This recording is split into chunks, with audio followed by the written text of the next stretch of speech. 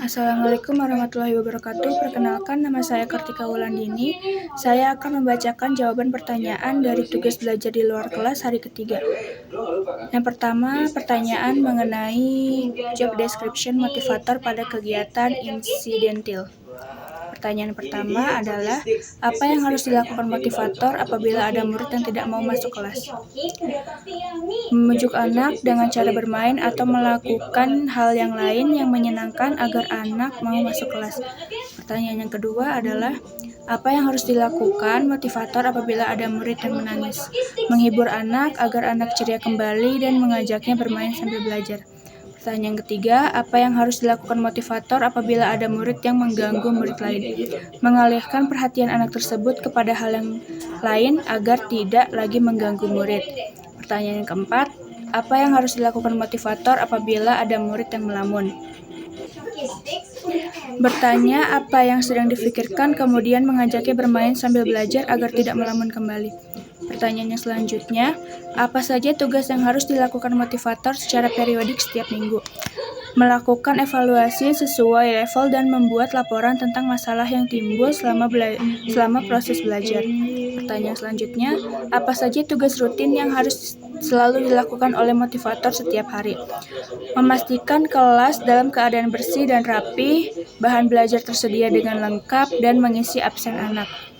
Pertanyaan yang selanjutnya, bagaimana cara agar motivator mengetahui karakter dan kesukaan anak? Mengajak anak berdialog tentang kegiatan sehari-hari untuk mengetahui hal-hal yang ia sukai dan mengetahui tentang karakter anak tersebut. Pertanyaan yang selanjutnya mengenai tema tugas dan tanggung jawab motivator. Pertanyaan yang pertama adalah, apa target suasana dan kegiatan di kelas Bimba AIUEO yang harus dicapai oleh motivator?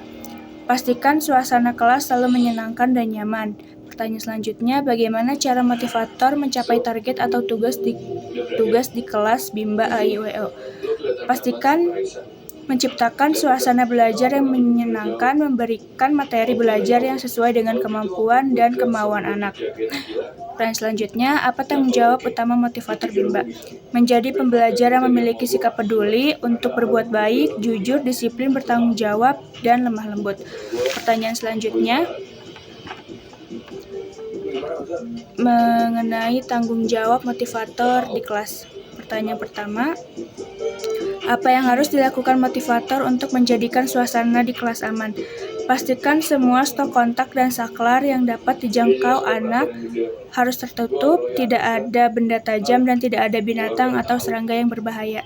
Pertanyaan kedua, apa yang harus dilakukan motivator untuk menjadikan suasana di kelas nyaman?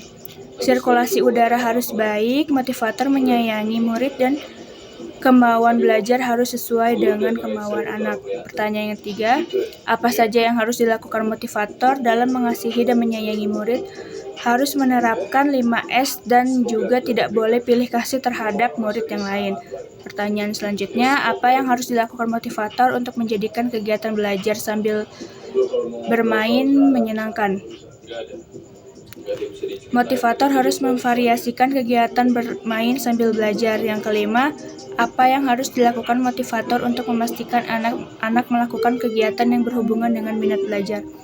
Melakukan berdialog, tebak-tebakan, dan juga membaca cerita. Yang keenam, apa yang harus dilakukan motivator untuk memastikan anak melakukan kegiatan sesuai dengan tahapan perkembangannya? Motivator harus menciptakan fun learning, memahami konsep variation skill, dan juga memahami kurikulum Bimba AIUEO. Sekian jawaban dari saya.